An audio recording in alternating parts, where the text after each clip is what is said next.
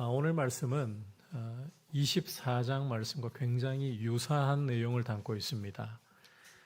다윗에게 사울을 죽일 수 있는 두 번째 기회가 주어진 내용을 묘사하고 있는 말씀인데 24장의 내용과 그 내용까지도 유사하다는 겁니다. 그래서 제가 말씀을 준비하면서 이 부분은 좀 건너뛰어야 하나 망설이기도 했습니다. 하지만 성경 기자가 이렇게 말씀을 반복적으로 유사하게 기록한다 할지라도 거기에는 분명한 의도와 메시지가 있기 때문에 오늘은 그 부분에 초점을 맞추면서 함께 말씀을 들으려고 합니다. 결론부터 좀 말씀을 드리자면 다윗의 영적 성장을 오늘 말씀을 통해 성경 기자가 보여주고 있다는 거예요. 그래서 우리가 이제 함께 다윗을 통해서 영적 성장의 과정이 어떻게 이루어져 가는가 함께 살펴보려고 합니다. 자, 앞서 24장에서 다윗 죽일 수 있는 절호의 기회가 사울을 죽일 수 있는 절호의 기회가 다윗에게 주어진 것을 우리가 보았습니다. 사울이 굴에 용변을 보려고 혼자 들어가 있는데 마침 그 굴 안쪽에 다윗과 그의 부하들이 있었던 거예요. 그런데 다윗은 이 절호의 기회에, 둘도 없는 절호의 기회에 사울을 죽이려고 하지 않았습니다. 심지어 사울의 옷자락만을 베고도 마음이 찔렸다라고 말씀하고 있습니다. 이걸 좀 바꿔서 이야기하자면 다윗은 하나님께 자신의 복수를 맡겨드렸다는 거예요. 자, 그 결과가 무엇이었느냐?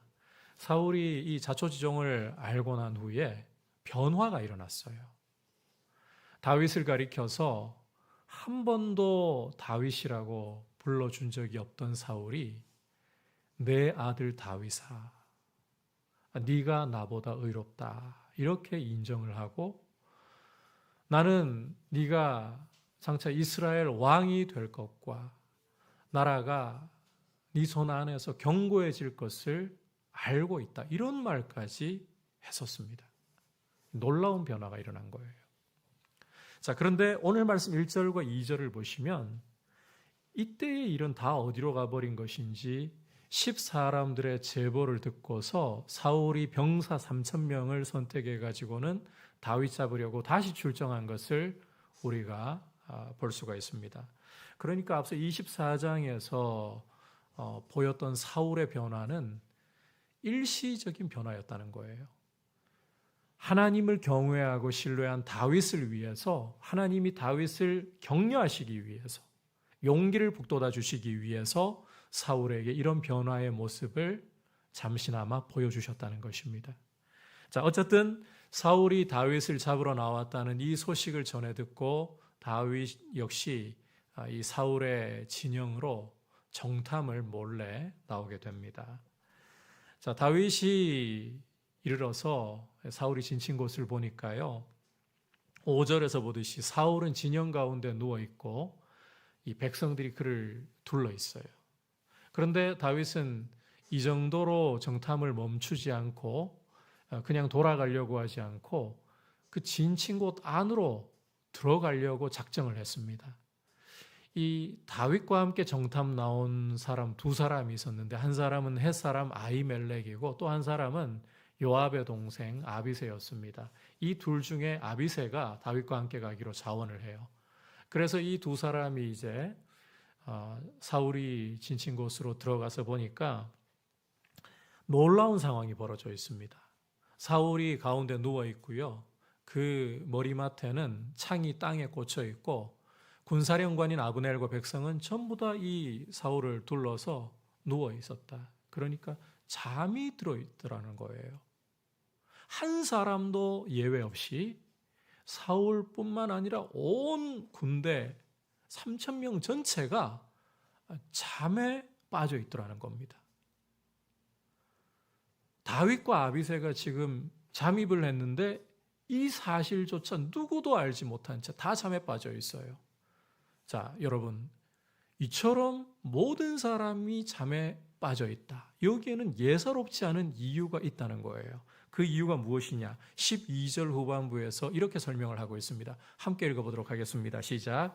이는 여호와께서 그들을 깊이 잠들게 하셨으므로 그들이 다 잠들어 있었기 때문이었더라. 자, 성경 기자는 하나님이 사울뿐만 아니라 군사 3,000명 전체에게 잠을 부어주셨다. 그래서 이들이 그냥도 아니고 깊이 잠들어 있었다라고 묘사를 하고 있습니다. 따라서 다윗과 아비새가 들락날락해도 누구 하나 눈치채지를 못하는 거예요. 자, 그렇다면 여러분, 이 상황이야말로 24장 굴에서 사울을 죽일 수 있었던 것보다 더 확실하게 사울 죽일 수 있는 기회 아니겠습니까? 여러분께서 24장을 보시면 상황이 사울 죽이기에 용이하게 열렸다 뿐이지 성경 기자가 하나님께서 그렇게 상황을 만들어 주셨다라는 묘사는 하지 않았거든요. 그런데 오늘 말씀 보시면 상황 정도가 아니라 성경 기자가 묘사하기를 하나님이 이들을 다 깊이 잠들게 하셨기 때문이다. 이렇게 묘사를 하고 있어요. 그렇다면 이 기회에 자, 하나님이 허락하셨으니까 사울 죽여야죠. 따라서 아비새의 경우도 8절을 여러분께서 읽어보시면 두 번 찌를 것도 없습니다. 허락만 한다면 하나님이 지금 이 원수를 당신 손에 붙여주셨으니까 허락만 한다면 내가 창으로 한 방에 땅에 꽂아버릴 수 있습니다. 자, 그럴 때 다윗이 아비새에게 어떻게 대답을 하고 있느냐. 우리 함께 9절부터 11절까지 한 목소리로 읽어보겠습니다. 시작. 다윗이 아비새에게 이르되 죽이지 말라. 누구든지 손을 들어 여호와의 기름 부음 받은 자를 치면 죄가 없겠느냐 하고 다윗이 또 이르되 여호와께서 살아계심을 두고 맹세하노니 여호와께서 그를 치시리니 혹은 죽을 날이 이르거나 또는 전장에 나가서 망하리라. 내가 손을 들어 여호와의 기름 부음 받은 자를 치는 것을 여호와께서 금하시나니 너는 그의 머리 곁에 있는 창과 물병만 가지고 가자 하고. 자, 다윗이 이전 상황에서 보였던 것과 마찬가지로 아비새를 또 금하고 있습니다. 자, 그런데 우리가 이 9절부터 11절까지 내용을 유심히 살펴보면 분명히 똑같은 이야기를 다윗이 하는 것 같은데 두 가지 정도가 달라진 게 있어요. 두 가지 정도가 달라졌어요. 먼저는 다윗이 여호와의 기름 부음 받은 자를 치는 것에 대해서 죄라고 분명하고 더 강력하게 묘사하고 있다는 점이에요. 여러분께서 24장을 읽어보시면 여호와께서 기름 부으신 자를 치는 것을 여호와께서 금하신다. 이 정도 선에서 머물러 있습니다. 그런데 오늘 말씀에서는 여호와께서 금하신다 정도가 아니라 죄라고 분명하게 다윗이 못을 받고 있어요. 다음으로 다윗은 오늘 말씀을 여러분께서 또 유심히 들여다보시면 여호와께서 사울을 치실 것이라고. 그래서 사울에게 죽는 날이 갑자기 닥친다거나 전장에 나가서 망하는 일이 일어날 것이다. 이렇게 사울에게 다가올 일에 대해서 담대히 말하고 있습니다. 여러분이 24장을 읽어보시면요. 다윗은 자신의 복수를 하나님께 맡겼을 뿐 그 복수의 결과에 대해서는 말한 바가 없었어요. 그런데 오늘 말씀에서는 그 결과까지 다윗이 아주 선명하게 이야기하고 있습니다. 여호와께서 그를 치실 것이다. 그래서 그가 죽는 날이 갑자기 오거나 전장에서 망하게 될 것이다. 결과를 이야기하고 있어요. 여러분, 사울을 죽일 수 있는 기회가 재차 주어졌습니다. 이 기회에서 다윗은 결단코 사울을 죽이려고 하지 않았어요. 동일하게 굴에서와 마찬가지로 사울 죽이려고 하는 사람들을 막아섰습니다. 금지시켰습니다.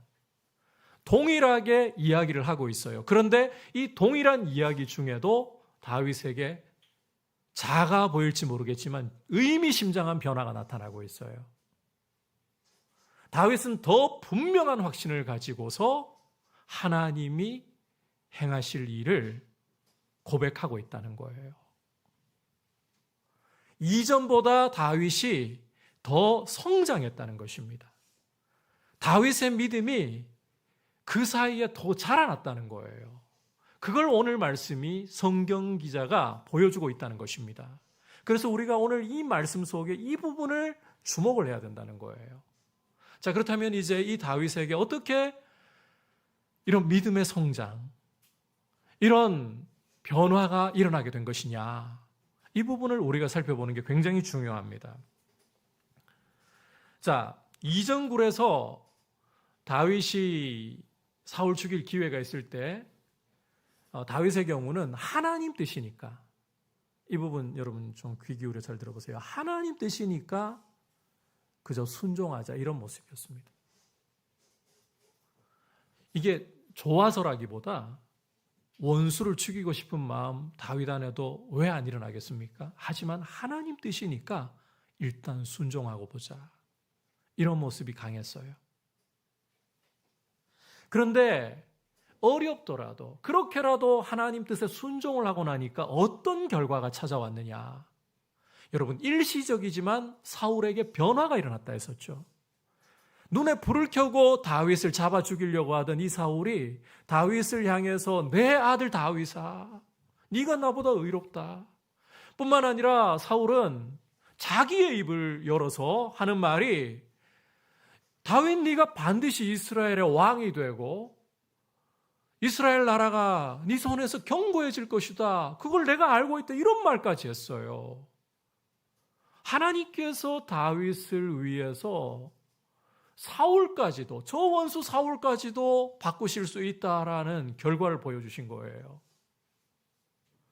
어디 그뿐이었습니까? 나발을 통해서도 하나님께서는 하나님께 복수하지 않고 다 맡겨드렸을 때 어떤 일을 이루실 수가 있는가 똑똑히 보여주셨습니다. 여러분, 25장에서 다윗은 나발에게 모욕당한 후에 그야말로 분노에 휩싸여가지고 나발 집의 남자들 다 쓸어버리겠다고 작정하고 달려갔습니다. 그런데 하나님께서 아비가일을 통해서 다윗을 막아 세우시고 이 눈을 정상으로 돌려놓으시니까 다윗 어떻게 했습니까?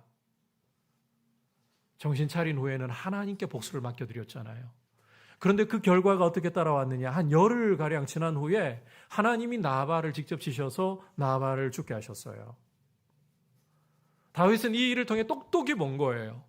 자기 손에 피를 묻히지 않고 자신이 직접 복수하지 않아도 그 복수를 하나님께 맡겨드리면, 하나님은, 사울도 변화시키셨던 하나님은 나발도 이렇게 하나님의 손으로 복수하셔서 가장 좋은 방법으로 나를 이끌어 가신다, 이 신뢰가 생긴 거예요. 여러분 보십시오. 다윗은 이런 일련의 과정을 통해서 처음부터 다윗이 담대한 믿음과 확신 가운데 있었던 게 아니라 하나님이 사울을 변화시키시고 하나님이 나발을 치시고 하나님께 이 복수를 맡겼더니 이런 결과들을, 일련의 결과들을 주시는 것을 차례차례 경험하면서 다윗이 믿음의 확신이 자라가고 있더라는 것입니다. 여러분, 오늘 다윗을 통해 우리가 보듯이 큰 믿음으로 서 있고 확신 가운데 서 있는 것은 하루아침에 되는 일이 아니에요. 그냥 하늘로부터 믿음이라는 게 뚝 떨어지고 성장이라는 게 뚝 떨어지는 게 아닙니다. 교회 역사 가운데에서 가장 유명하고 이름이 널리 알려진 부흥사 중에 한 분으로 D.L. 무디를 이야기할 수가 있어요. 이름 들어보신 분들 많이 계실 거라고 생각합니다. D.L. 무디는 자신의 영적인 성장에 대해서 이렇게 이야기를 한 바가 있습니다. 나는 언젠가 번갯불처럼 내리칠 믿음을 구했다. 그러나 믿음은 그렇게 오는 것 같지 않았다. 어느 날 나는 로마서 10장을 읽었다. 믿음은 들음에서 나며 들음은 그리스도의 말씀으로 말미암았느니라. 이때까지 나는 성경을 덮고서 믿음을 구하는 기도를 했다. 그러나 이제 나는 성경을 열고서 공부하기 시작했고 이후로 믿음은 성장을 거듭했다. 여러분, 이 D.L. 무디의 말에서 뭘 느끼십니까? 믿음이라는 게 그냥 하늘로부터 뚝 떨어지는 게 아니라는 거예요. 과정이 필요하다는 거예요. 과정이. 오늘 말씀에서 보듯이 다윗 역시, 위대한 믿음의 사람 다윗 역시 과정이 필요했습니다. 이런 믿음으로 자라기 위해 과정이 필요했다는 거예요. 그러므로 여러분, 과정을 중요하게 여기셔야 돼요. 그냥 하루아침에 믿음이 쑥 자라날 것처럼 결코 그렇게 요행을 바라지 마십시오. 어린아이가 시간과 과정을 통해서 어른이 되는 것처럼 우리 믿음도요, 실수하고 실패하고 이런 과정들 속에서, 실수하고 실패하였지만 일어서는 이런 과정들을 통해서 자라나게 된다. 이 사실을 여러분께서 분명하게 기억하고 과정을 중요하게 여기셔야 되는 거예요. 자, 그렇다면 이제 마지막으로 이 과정에 있어서 정말 중요한 게 뭐냐? 한번 따라합시다. 말씀에 대한 태도입니다. 여러분, 믿음이 자라가는 과정에서 정말 중요한 게 뭔가 하면 D.L. 무디 이야기에서도 우리가 엿볼 수 있지만 말씀에 대한 태도가 너무너무 중요하다는 거예요. 자, 이 부분을 여러분들이 좀 더 이해하기 쉽도록 설명하기 위해서 기회에 대한 이야기를 잠깐 좀 드리고 가려고 합니다. 사람마다 자기에게 기회가 주어졌을 때에는 그 기회를 잡고자 하는 게 일반적입니다. 왜냐하면 이 기회라는 게요, 우리의 이익과 맞물려 있는 경우가 대부분이기 때문이에요. 그래서 이 기회를 포기한다. 굉장히 어려운 일이에요. 여러분, 그런데 이 기회라는 게요, 우리를 엿보게 해주는 아주 중요한 시험대가 될 수 있다는 거예요. 기회를 어떻게 대하느냐. 이것이 우리의 믿음의 수준을 엿보게 하고 믿음이 어떻게 성장할지를 엿보게 해주는 하나의 시험대가 될 수 있습니다. 나한테 좋은 기회가 찾아왔어요. 잡기만 하면 큰 이익을 볼 수 있는 좋은 기회가 왔어요. 이런 기회가 왔을 때 앞뒤 재지 않고서 무턱대고 그 기회를 잡아버린다. 여러분, 이것은 믿음이 있다 해도 얄팍한 것입니다. 그냥 기회가 어떤 성격인지를 살펴보지도 않은 채 이익이 될 것 같으니까 그냥 잡아버린다. 여러분, 다시 한번 강조하지만 이렇게 기회를 잡아버리는 사람은 믿음이 있다 해도 얄팍한 믿음을 가지고 있는 거예요. 좀 더 노골적으로 말씀드리자면 기회주의자인 거예요. 너무 심한 이야기일지 모르겠지만 기회주의적인 겁니다. 그런데 나에게 기회가 왔어도 이 기회가 나한테 큰 이익을 주어도 과연 하나님이 이 기회를 정말 나한테 주신 것인가? 내가 이 기회를 붙잡는 것을 하나님이 기뻐하시는가? 이 질문을 던질 수 있다면, 그리고 하나님이 기뻐하지 않으신다, 하나님 말씀이 이것을 금하신다라는 확신을 가질 때에는 포기할 줄 안다면 당장은 미련해 보입니다. 당장은 미련해 보여요. 하지만 그 사람은 좋은 태도를 가지고 있는 거예요. 말씀에 대한 좋은 태도를 가지고 있고 믿음이 성장할 수 있는 사람인 거예요. 제가 부목사 시절에 신방을 갔다가 정말 앞에서 터뜨리지는 못하고 울 뻔했었어요. 너무 이 가슴이 북받쳐서 울음이 터질 뻔했던 적이 있었어요. 신방을 받는 성도님이 이전에 KTNG, 한국담배인삼공사이죠. 좋은 직장이잖아요. 그런데 이분이 그 직장에 다니다가요, 양심이 너무 찔리더랍니다. 예수 믿는 사람이 몸에 해롭고 신앙생활에 도움도 안 될 이런 담배를 만드는 회사에 몸을 담고 있다는 게 과연 옳은 일일까? 이분은 그 고민에 빠진 거예요. 그리고는 어떤 결정을 내렸느냐? 퇴사하기로 결정하고는 이 섬유 업체 있죠? 근데 이 섬유 업체에서 이분이 일을 하면서 그 약품이 굉장히 독하잖아요. 피부가 견디지를 못해서 온 몸에 보면 신방을 가서 봐도 그래요. 불긋불긋한 반점들이 몸에 많이 나 있더라고요. 그럼에도 불구하고 무엇이 하나님을 기쁘시게 하는 것인가? 제 이야기를 들으면서요, 속에서 이 울음이 복받쳐 오르지만 놀랐죠. 여러분, 기회가 온다고 해서 그냥 그 기회 나한테 이익이 된다고 해서 앞뒤 따지지도 않고 이 기회의 성격이 무엇인가를 하나님께 묻지도 않고 재지도 않고 그냥 덥석 잡아버린다. 이것은 좋은 태도가 아닙니다. 믿음이 성장할 수가 없어요. 기회주의적인 거예요.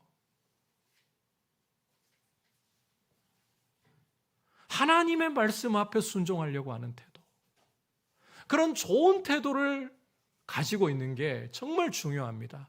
여러분, 이 다윗이라는 사람에게서 위대한 점이 뭔가 하면요, 다윗은 대단한 재능을 갖고 있어서 위대한 게 아닙니다. 실수가 없어서 위대한 게 아닙니다. 다윗의 생애를 보면 우리가 지난 시간에 나발 집을 쓸어버리려고 했던 그런 실수 있었잖아요. 그리고 다음 시간에 보겠지만 다윗이 자기 일신의 안전을 위해서 머리 굴리는 모습 볼 수 있습니다. 이스라엘의 왕위에 오르고 난 후에는 바세바를 취하고 치졸한 방법으로 우리아를 죽이는 모습도 볼 수 있습니다. 실수가 많아요. 그리고 나중에는 자식 부분을 제대로 못 다뤄가지고 자기가 한 짓이 있으니까 찔려서 그랬는지 이 암논이 압살롬의 누이 동생 다말 범해도 그거 징계도 내리지 않고 그냥 가만히 내버려 두고, 그것 때문에 다윗의 생애에 얼마나 큰 고난이 많이 찾아왔습니까? 이런 실수가 많아도요, 다윗에게 위대한 점이 뭔가 하면 하나님의 말씀 앞에서라면 순종하려고 했다는 거예요. 그러니까 그때마다 하나님께서 다윗이 일어날 수 있도록 도움의 손길을 주시고, 다윗이 이 나발을 죽여버리려고 했을 때에는, 눈 뒤집어졌을 때는 아비가일 보내셔서 눈을 정상으로 돌려놓으시고, 그리고 오늘 말씀을 보시면 이건 진짜 사울을 죽일 수 있는 절호의 기회라고 판단할 때에도 그는 그 상황만 보지 않고 하나님 앞에 즐겨 순종하는 길을 선택할 수가 있는 것입니다. 결국 말씀에 대한 좋은 태도가 믿음의 성장에서 중요한 것이다. 여러분, 믿음이 자라기를 정말 원하십니까? 여러분께 한번 여쭤보고 싶어요. 여러분의 믿음이 자라기를 원하십니까? 아니면 그냥 대충 예수 믿었으니까 적당히 세상 즐길 거 다 즐기고 어차피 천국은 따놓은 당상이니까 그렇게 살고 싶으십니까? 아니면 정말 하나님이 기뻐하시고 원하시는 믿음의 길을 걸어가시기를 원하십니까? 여러분, 우리가 하나님의 자녀로 선택함을 받았다는 것은요, 이 세상에서 적당히 타협하고 적당하게 재미 볼 거 보면서 한쪽 발은 교회에 그냥 담가두고 그러다가 천국 가면 그만이지, 절대 그렇게 하나님 부르신 게 아닙니다. 성도에게 있어서 어떤 것보다도 중요한 것은 믿음이 성장하고 자라가는 것이어야 돼요. 여러분, 생명이 있다는 것의 가장 중요한 특징이 무엇일까요? 그건 자란다는 것입니다. 여러분, 아이가 태어나가지고 아무리 잘 먹여도 아무리 노력을 해도 안 자라요. 그걸 어떻게 보시겠습니까? 하나님이 우리를 구원하시고 우리를 그리스도인 되게 하셔서 하나님 자녀 되게 하셔서 이 땅 가운데 살게 하신 것은 하나님을 닮아가고 그리스도를 닮아가는 영적인 성장을 이루라고 우리를 이렇게 죄에서 건져내어 세우신 것입니다. 그런데 이 영적인 성장을 이루려면 여러분께 강조합니다. 실패하고 실수하는 게 문제가 아니라 잘하느냐 못하느냐 이게 문제가 아니라 말씀에 순종하려는 태도를 가지셔야 된다는 거예요. 넘어질지라도 넘어져가지고 그 안에서 허우적거리면서 죄 가운데에서 자책하고 자학하면서 내가 또 이 모양이지 뭘. 나는 늘 이래. 이런 나를 하나님이 과연 기뻐하시고 이런 나를 하나님이 정말 좋은 것 주실까? 여러분 그 속삭임이 어디서부터 온다고 생각하십니까? 성령께서 주시는 게 아니에요. 육체적이고 마귀적인 거예요. 성령님은 우리가 넘어졌더라도요 아십니다. 넘어질 거 알고 계십니다. 거기에서 일어나 예수의 보혈을 의지하고 다시 순종하기를 원하고 계시는 거예요. 안 넘어지면서 거룩함 못 이룹니다. 영적 성장 못 이룹니다. 영적인 걸음마를 배우고 달려가기까지 이르려면 여러분 오늘 다윗 보잖아요. 다윗도 과정의 반복을 통해서 말씀에 순종하는 실수 속에서도 순종하는 과정을 통해서 오늘 변화를 보이고 있는 거예요. 말씀에 대한 좋은 태도는 믿음이 자라나는 텃밭입니다. 여러분 하나님의 말씀 앞에 실수하고 넘어지는 것을 두려워하지 말고 순종하려고 하는 중심을 가지시기를 축복합니다. 그래서 여러분의 믿음이 계속해서 자라기를 사모하셔야 돼요. 자라려고 하셔야 돼요. 제가 이 이야기는 꼭 좀 드리고 가고 싶습니다. 성령님께서 일하실 때 여러분께서는 어떤 방식으로 일하시기를 원하고 계십니까? 초자연적으로 여러분들에게 역사해서 여러분들이 아무것도 안 해도 막 그 능력이 나타나고 역사가 나타나고 이런 거 기대하시는 분들 계십니까? 물론 그럴 때 있습니다. 그러면 흥미진진합니다. 그런데 성령님께서는요, 보편적으로 어떻게 역사하시느냐? 너무 온유하셔서 일하시는 줄도 모를 정도로 역사하십니다. 여러분, 내가 기도하고 싶은 마음이 일어나요. 그래서 안 되는 기도이지만 오늘따라 앉아가지고 기도해 보려고 하니까 잡생각이 수시로 막 왔다 갔다 하고 한 5분 기도했을 뿐인데 한 2시간은 더 기도한 것 같고 기도하고 싶은 마음이 일어나가지고 이렇게 버티고 있잖아요. 그럴 때는 성령님이 역사하지 않는 것처럼 보입니다. 그런데 제가 단언합니다. 여러분께서 기도하기 위해서 몸부림치면서 앉아있는 이게요, 성령님이 역사하지 않으면 못하는 거예요. 이번엔 좀 긍정적으로 이야기를 해볼게요. 여러분이 평상시에는 안 그러다가 성경을 읽고 싶은 마음 가지고 의지를 가지고 오늘부터 이제 하루에 석 장씩 매일 읽어나가야지. 꾸준히 읽어나가기 시작합니다. 이게 누가 한 겁니까, 여러분? 내가 했어요. 그런데 내가 한 게 아니라 성령님이 하신 거예요. 성령님은 이렇게 일하셔놓고도 마치 내가 한 것처럼 온유하게 보이지 않게 자신을 드러내지 않으시고 일하십니다. 그래서 때로는 우리가 착각에 빠져요. 하나님 기뻐하시는 일을 하고 내가 한 것처럼 내가 하긴 했죠. 그런데 그 배후에 보이지 않게 온유하게 조용하게 누가 역사하신 것이다? 성령님이 하신 거예요. 그러니까 여러분 우리 신앙생활이라는 것은요. 성령님이 역사하신다면 우리 편에서 가만히 있는 게 아니에요. 열심을 내어서 선한 일을 하려고 하셔야 돼요. 말씀을 읽으려고 하시고요. 공부하려고 하시고요. 묵상하려고 하시고 순종하려고 하시고 기도할 마음이 일어납니까? 기도 버티면서라도 하셔야 돼요. 잘 안 돼도 하셔야 돼요. 그게 다 누가 하시기 때문에 가능한 거다? 성령님이. 성령님은 정말 온유하게 일하십니다. 당신이 하셔놓고도 여러분 성령님이 안 도와주시면 우리 의지, 우리 스스로 안 움직여요. 그런데 성령님은 그걸 당신이 하셨다고 티를 안 내십니다. 그러니 우리는 내가 한 줄 알아요. 아니에요. 성령님이 나 안 도와주시고 뭐 하시는 겁니까? 내가 지금 하나님 죄를 이겨보겠다고 몸부림치고 있는데 이렇게 기도하고 있는데 성령님 안 도와주시고 뭐 하시는 겁니까? 도와주고 계신 거잖아요 지금. 그 기도하게 하는 분이 누구신데? 우리는 안 도와주신다 그래요. 눈에 띄는 뭔가가 안 보이고 손에 안 잡히면 아니에요 여러분. 그 기도를 지금 누가 도우시기 때문에 하는 겁니까? 죄와의 싸움에서요 정말 지긋지긋할 정도로 고통스럽지만 이 몸부림치고 있는 거 이거 지금 어떻게 가능한 거냐고요. 그런데 내가 이렇게 몸부림치는데 뭐 하십니까? 나 안 도와주고. 도와주시니까 몸부림치고 있는 거예요. 그런데 성령님은 그 티마저도 안 내시는 겁니다.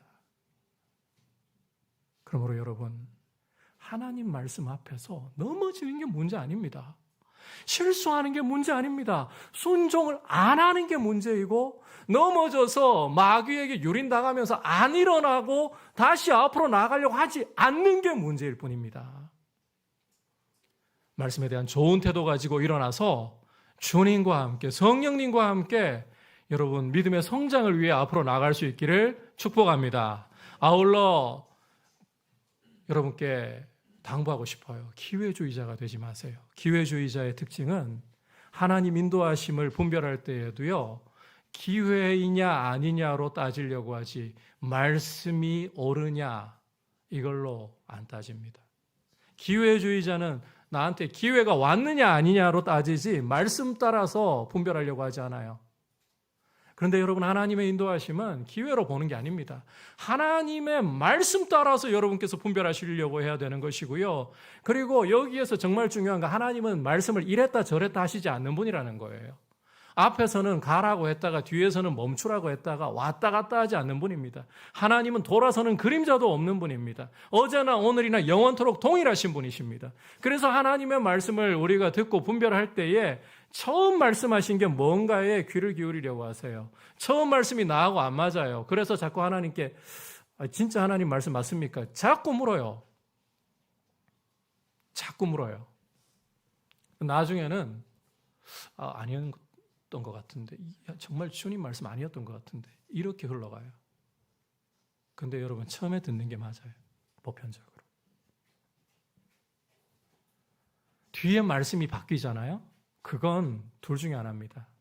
내가 처음부터 잘못 들었든지 듣기 싫어가지고 자꾸 하나님께 다른 걸 요구하고 있는 겁니다. 여러분 발람이라는 이 재물에 눈 뒤집어졌던 선지자 아시죠? 이 사람이 모압 왕 발락의 신하들이 찾아와가지고 이스라엘을 저주해달라. 하나님께 물었더니 처음에 주신 하나님 말씀 무엇이었습니까? 가지 말라. 저주하러 갈 생각하지 말라. 그런데요, 이 발람에게 이제 모압 왕 발락이 더 높은 신하들을 보내가지고 원하는 건 다 들어줄게. 제발 이스라엘 좀 저주해 달라. 그러니까 이 발람이 뭐라는가 하면 오늘 밤 하루 더 머물면서 내가 여호와께 뭐라고 하실지 물어볼 테니까 기다려달라. 묻는데 하나님이 가라 하십니다. 자, 여러분 하나님이 앞에서는 분명히 왔다 갔다 한다 하지 않으셨잖아요. 그런데 앞에서는 가라, 뒤에서는 가지 말라. 지금 하나님이 변하신 겁니까? 아닙니다. 이 뉘앙스를 잘 알아들어야 되는 거예요. 가지 말라 하셨잖아요. 뒤에서 가라라고 하시는 거는 한번 가봐라 어떻게 되나 이거예요. 어떤 일이 일어났습니까? 발람이 가는 길에 여호와의 사자가 칼 뽑아들고 발람의 길을 막아섰잖아요. 나귀 아니었으면 목이 잘릴 뻔했었습니다.